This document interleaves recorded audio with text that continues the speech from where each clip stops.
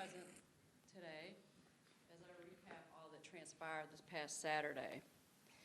In preparing for the July 4th holiday, the department took into account all of the formally recognized and scheduled events, to include the baseball at the Bison Stadium, the Rubber Duck, the weekly detail in the Chippewa Bar District, and additionally, the department prepared to handle the Trump rally that was scheduled for Niagara Square. We also planned for numerous pop-up events that we were receiving intelligence on, which included many off-the-grid parties in some of our parks and throughout the city. Of particular concern for us was an event by a self-proclaimed street party promoter, and this particular promoter had caused significant issues for the Buffalo Police Department in the past. This year, he was publicly pushing for a block party to occur on July 4th at the intersection of Stevens Street with a planned street takeover at East Delavan and Grider. Knowing of what was being promoted, the department engaged in numerous countermeasures. We worked with the Department of Public Works to install speed humps to deter street racing. We went door to door in the community to ask for cooperation from the community in deterring this event. We worked with various businesses in the area, requesting that they close early to avoid unnecessary traffic congestion. We leveraged our Special Investigations Unit to glean as much intelligence as possible. And we increased our overtime manpower by approximately 150% over last year to ensure that we had sufficient personnel. The evening began with our SWAT personnel having to respond to Ohio Street, where multiple individuals had gotten on top of a vacant grain elevator, and we could clearly see that one individual was firing a gun. Unfortunately, this event was a precursor for the events ahead for the evening. Delavan and Grider, where the promoter had been advertising, began as a manageable crowd, but the crowd size exploded. Unfortunately, many of the individuals at the location and at the adjoining streets were combative and seeking to wreak chaos. Multiple individuals had guns, and this presented an enormous safety challenge for the police, both to themselves and protecting the public. During the course of the evening, there were 6 separate shooting incidents, which resulted in 11 individuals being shot. Although we can say that there were 6 shooting incidents, we cannot say for certain how many people actually fired their guns. As of this morning, it has been reported that all 11 individuals are stable. The shooting victims range in ages between 13 to 51 years of age. The breakdown of the shooting victims are as 4 were shot at Stevens, 3 were shot at Glenwood, 1 was shot at Moselle, 1 shot at Humber, 1 shot at Grider, and 1 individual was transported to ECMC. What we found is that 8 individuals were shot during the course of 1 hour and 11 were shot during the course of 2 hours. I am beyond disgusted with the organizer of this event, and I am coordinating with the city's corporate counsel to pursue a cease and desist order, along with holding them responsible for the city's overtime bill.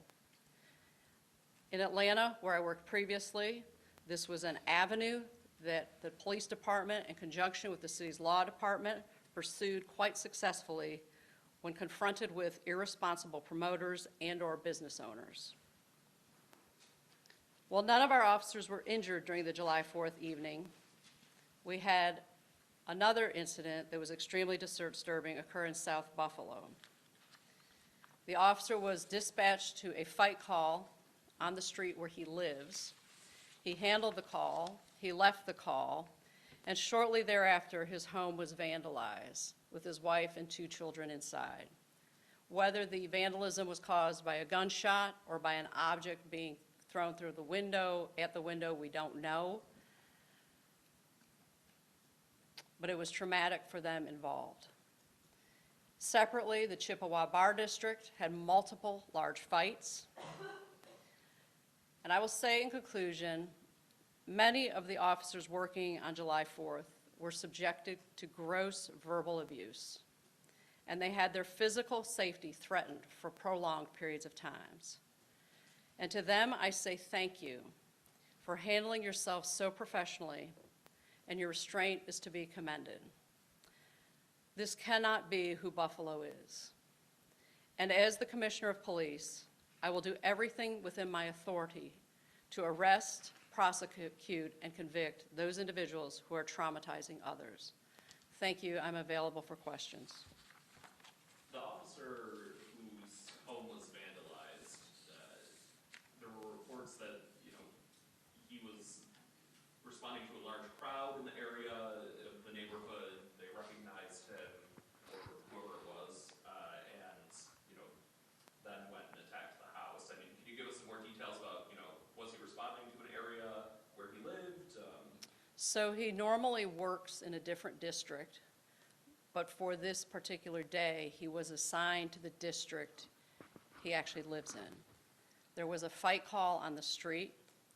He went with his colleagues to dispel the fight, disperse the fight, and it was after he left that some individuals targeted his home.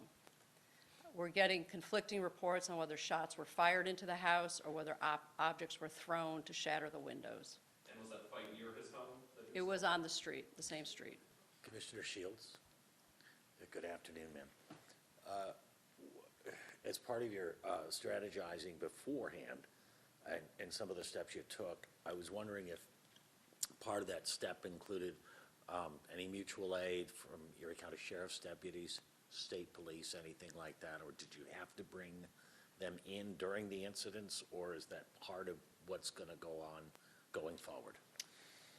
We did not need to bring them in, and I will say we did not feel it was necessary, nor would I in hindsight necessarily know that they would have a role in our planning. Let me say this, and I think it's really important that we don't leave here losing sight of what caused this to go sideways Saturday night was the environment and the behaviors of select individuals. They came to the city, to this location, to wreak chaos.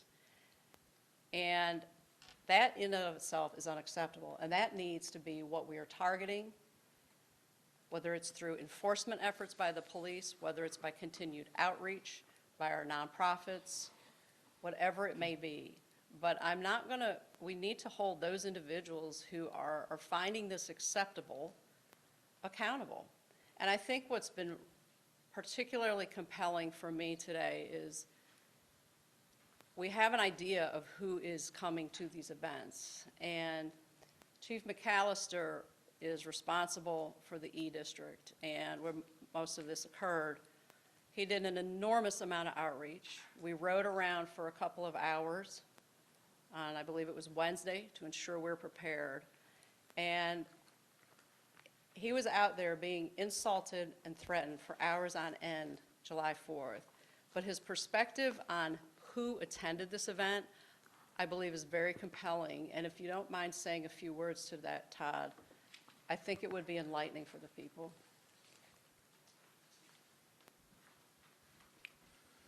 So what we did find, based on the amount of kids that we had out attending this, they were predominantly from the underserved community, but it did not end there.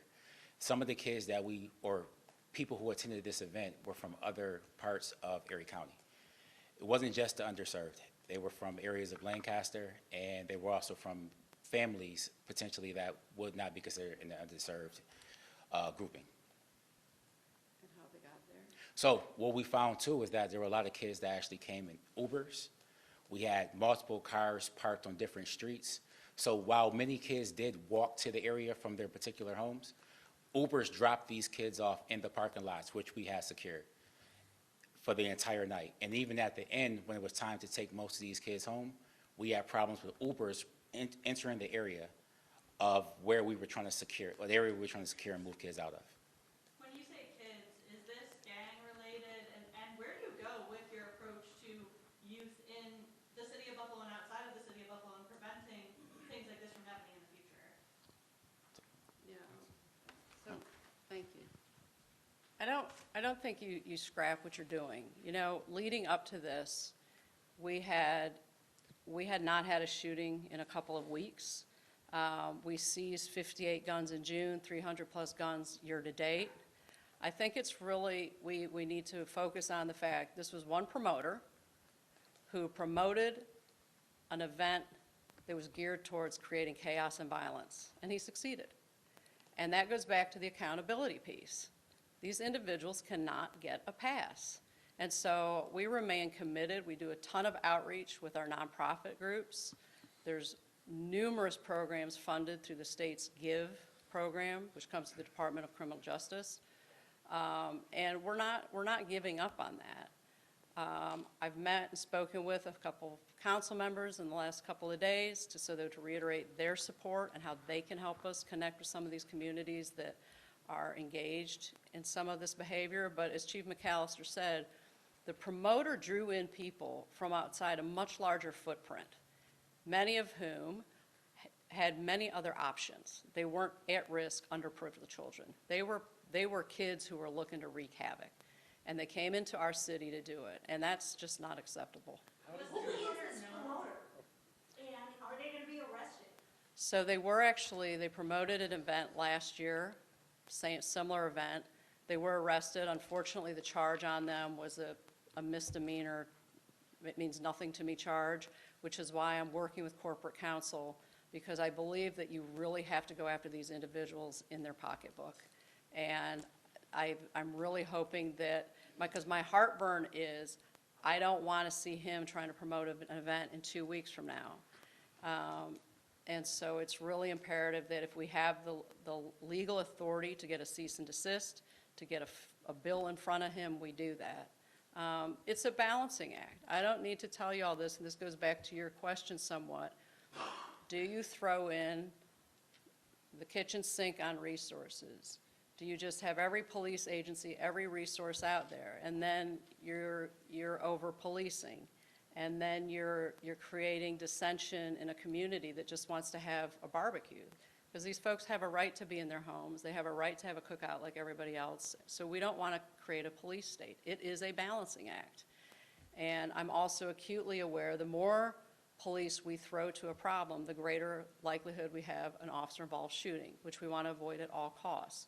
So it's imperative that we're judicious and thoughtful in our approach. But at the end of the day, we are going to hold accountable this one individual who drove a program that resulted in this violence. Is there any cost to enforcing the youth curfew stronger?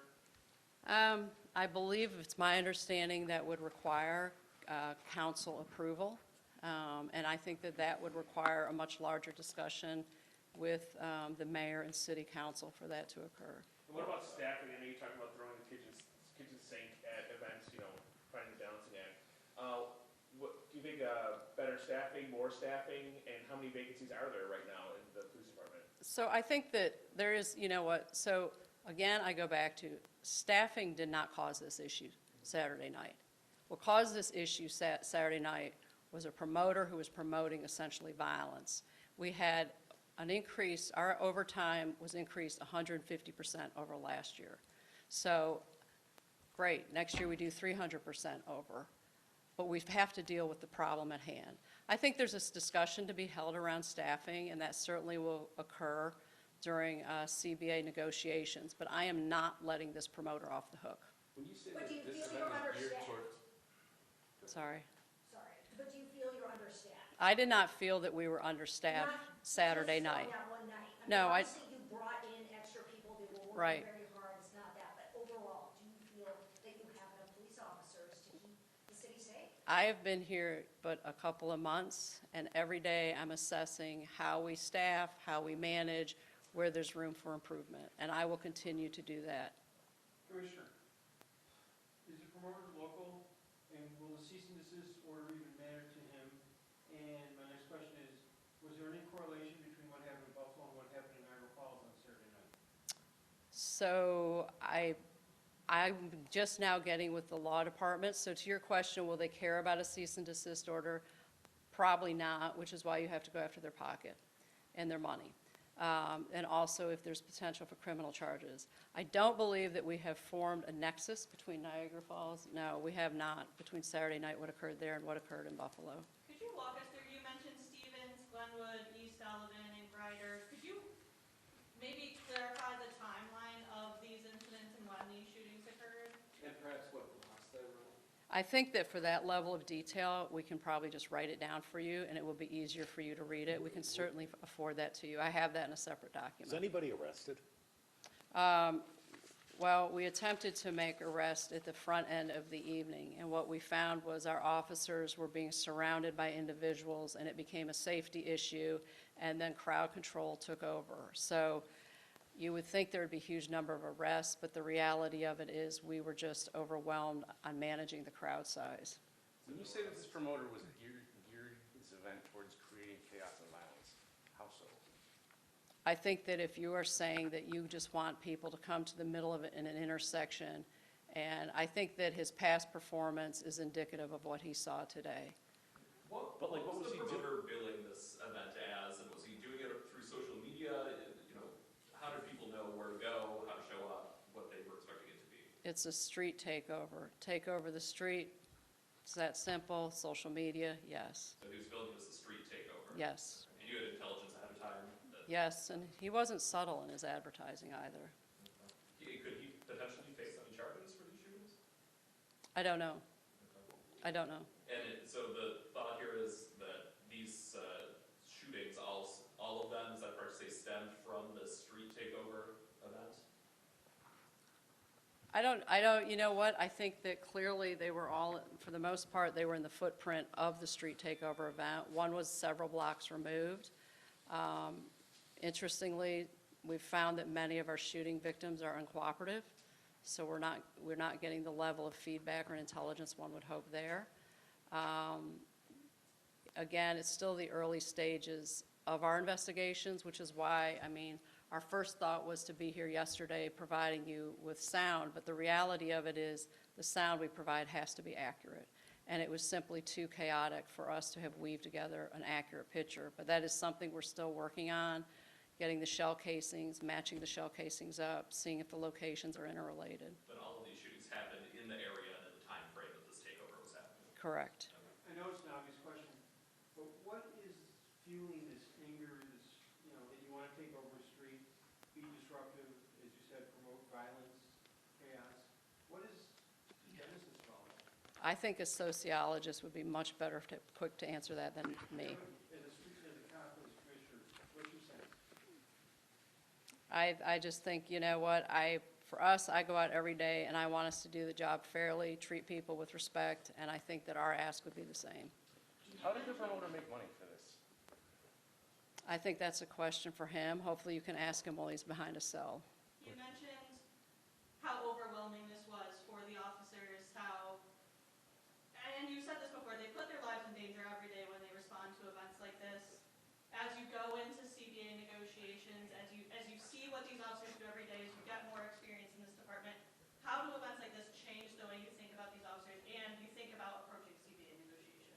I've policed for 30 years. I have very strong thoughts from having been a cop for 30 years. And one incident doesn't cause me to deviate one way or another. Policing is an incredibly, incredibly difficult and dangerous job, and I have never deviated from that. I will say the 911 officer has the most dangerous job of any cop, and I will always fight for them. And while that translates into and throughout negotiations, that's neither here nor there. What I can say unequivocally is I have an enormous amount of respect for our profession. I'm passionate about it, and I really, really appreciate every cop that shows up and goes out every day and does this job that is so incredibly dangerous. Ma'am, where's the city's Office of Gun Violence Prevention in all of this? And do you think they play a role or have a role to play? So the Office of Gun Violence Intervention was created, and essentially it is one individual who at this time we've just incorporated into the police department. with the goal of helping, seeing where they can help us foster communication, relationships, maybe with nonprofits we don't have relationships, to help us have community outreach with different community groups that maybe we're not hearing from. At the moment, I mean, we just absorbed it July 1st, so we're just now identifying how it's going to be most beneficial for the department. And just to follow up to a question I asked before when I said, were any arrests made? And you explained why at the time none think were. any were. But certainly, I don't want to, you're not trying to give folks the impression that if you do identify someone who shot someone, you certainly are going to arrest them, right? Oh, certainly. So, yeah, unfortunately, let me say this. We didn't have someone who had a gun and who got away. Most of the arrests we were trying to make in the footprint from where the street takeover was more around disorderly conduct. I'll let Deputy Commissioner Macy, because you dealt with some in Chippewa, I believe, correct? So there was a couple low-level arrests around the incidents around Chippewa, low-level charge-wise. And, go ahead. Where all these people were shot, though? In that vicinity, no. There is still ongoing investigations into the multiple shootings. So some of that has been fruitful, others not so much. And, but there will be some arrests to come, I'm pretty confident, with either the promoter and/or the people involved in the gun violence. Was there any correlation between what happened on Chippewa and what happened in the east side? I don't definitively know that. A lot of the incidents were throughout the night on Chippewa. When things got moving and cleared out on East Delavan, it was almost 2 a.m. So by the time that situation was totally under control. Commissioner, can you describe the scene for us of the street takeover? I mean, what did it look like for people who haven't seen the video, who weren't there? I mean, what was happening? What did it look like? It's just total chaos. It's total chaos, and it's total lawlessness. And the reality of it is, this is the neighborhood that people live in. People live here and should not be subjected to it. It's not acceptable. And we just have to figure out a way for this not to be a repeat occurrence. How many people were there? We've speculated on thousands, but we don't have an accurate head count, for lack of a better word, no. So Commissioner, you had prior intelligence, you were being proactive, you were out there. I know residents said he saw the police out there at 6 o'clock on East Delavan, but there's a sense that nothing was done or nothing could be done. I know you're going after the promoter, but what about future weekends? Right. How are you gonna prevent this from happening again? Well, and I think that goes back to, Maki, what we're talking about. Do you make it a police state where you have so many police that you're locking everything down and you have a zero tolerance? Because the problem with a crowd is, once you've lost control of a crowd, you don't regain, you can't regain your footing for some time. As was exhibited Saturday night. So it's a balance with trying to allow the communities to not be subjected to enormous numbers of police resources, but also ensuring that they're safe. I will say again, the first thing we do is rely on our intelligence gathering, and if there's any indication that something like this is afoot, we will certainly modify our approach somewhat. Are all the people who were shot still in the hospital? I don't know that. I was informed this morning they were all stable, but whether any have gotten out or not, I don't know. Do you think that if the city of Buffalo had an organized fireworks event or some sort of event where people could go to, that this may not have been as outlandish and crazy as it was, the street takeover? No. I think I think that maybe they would have gone to the fireworks, but they were going to go to the street event. That was the draw. And I think, you can have fireworks, maybe some would have gone, but for the most part, the draw was what the promoter was promoting. Is the department looking for tips, video, photos? Anything that is relevant, we'll certainly accept. Yes, thank you. Okay, two more questions. Okay. And maybe Deputy Commissioner Macy, but could you talk about what the police officers faced? I heard about police officers who were using a blanket to carry one of the victims into their car because an ambulance couldn't get there. I heard about fireworks being thrown. Sure. You can hear a different voice. Sure. Thank you for that question. So when officers were dealing with the multiple people shot on Stevens, they were faced with people throwing commercial-grade fireworks at them, blocking, pushing, being very combative, verbally and physically, right? Blocking their path, slowing things down, creating a total health situation when you can't get fire trucks and AMR, which is the ambulance company, down to the shooting victims.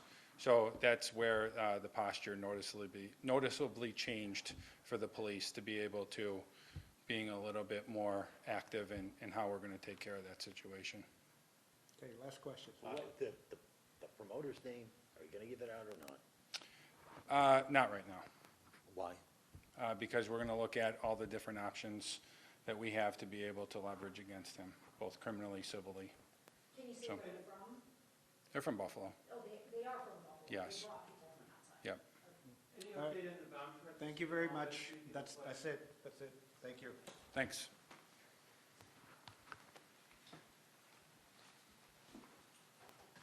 Whatever, I mean, it doesn't bother me, friend, whatever, no, whatever you think.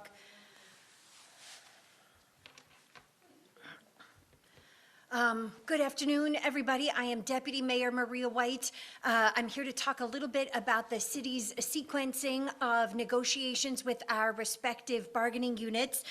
And really, I want to start by just sharing how excited we are to negotiate contracts with our locals. We know that a fair, smart, and modern contracts are what our workforce deserves, and we know that fair contracts are essential for any effective work environment.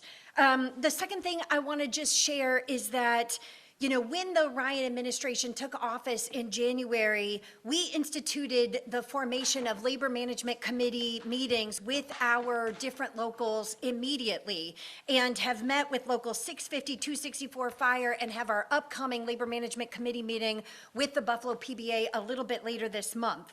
And during all of our labor management committee meetings, we shared with the various locals that we would not be able to begin negotiations until we were into our new fiscal year. And the reason for that is pretty obvious, right? We needed to know what we had in terms of resources available to support negotiations.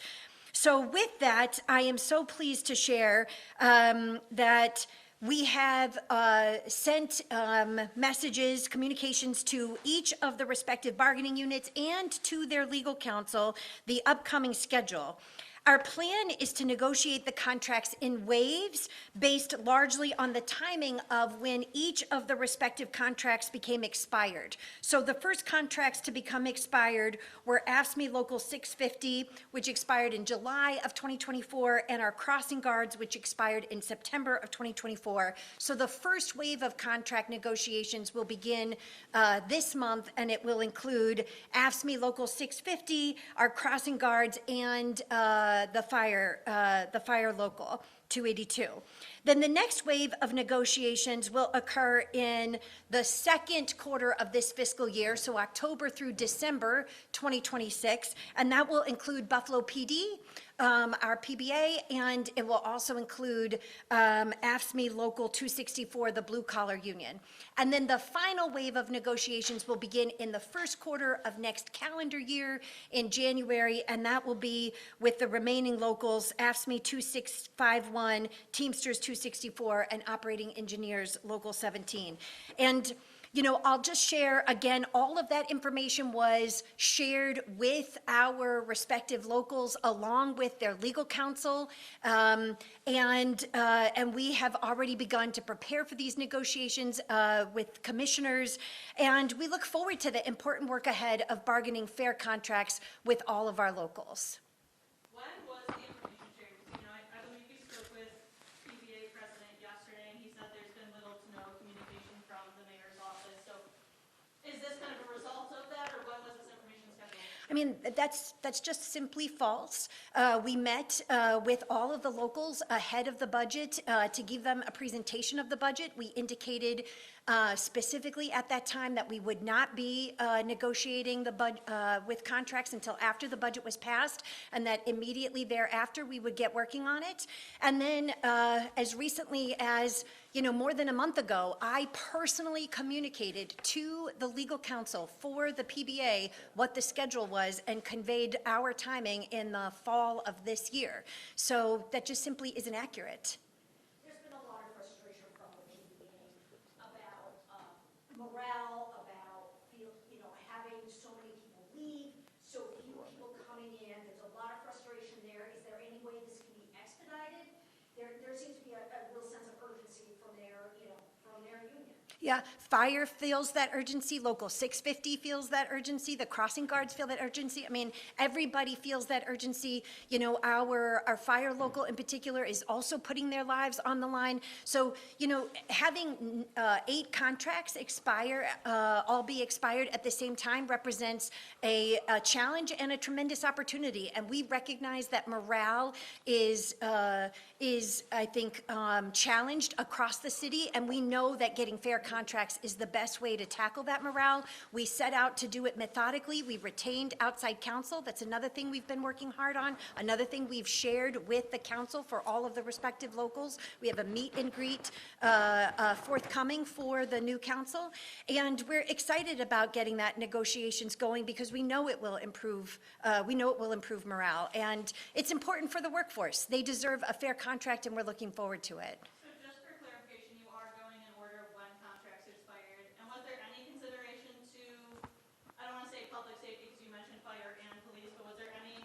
Yeah, I mean, the fire department their contract expired at the same time as police, but because of the acting time issues and recent settlements, particularly with Jason Arnaud, we have put them in the first wave for exactly that reason. I mean, it is a challenge from as I mentioned, from a bandwidth point of view, to have all of the contracts expired at the same time, but we are excited to tackle it in this methodical way, and we know it's important for our workforce. It's what makes it fair. It's what makes a positive working environment, and we're on it, and we're excited and looking forward to those negotiations.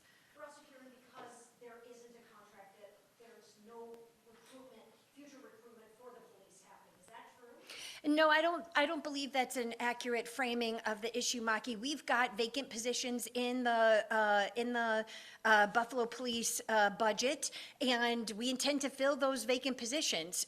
We've been working, Deputy Mayor Rusi and I have been working with Human Resources on getting a police entrance exam scheduled. We intend to fill those positions. They have been vacant for multiple years, and we're working hard to fill those vacancies and, importantly, to budget for them. How many vacancies are there in the police department? I don't have a number on that presently. I did ask our budget office to shoot me an answer on that so we can follow up. Yeah. The PBA says as many as 80 vacancies.